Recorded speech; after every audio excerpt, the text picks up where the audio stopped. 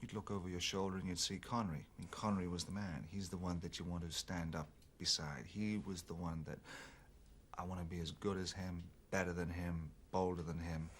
Can I do it?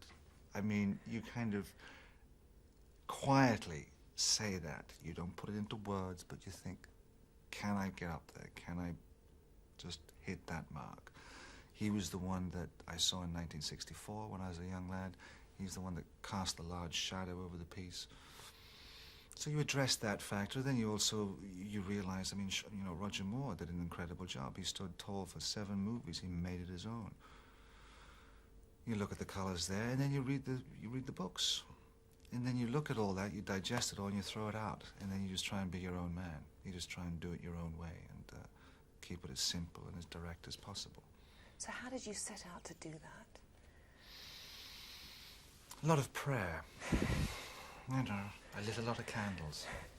I don't know. I mean, yeah, sure, there was a certain amount of trepidation and fear, and I would have been foolish not to feel that fear. And I would have been foolish not to allow that fear to come in.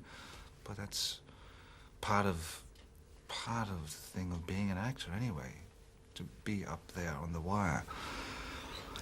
And every now and then you'd look down and you'd realize that you had a long way to fall if you tripped.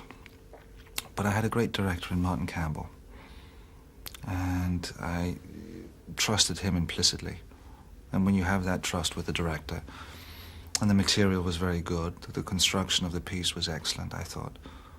And there was enough emotional input there for me to hold onto as an actor, in the sense that there is betrayal.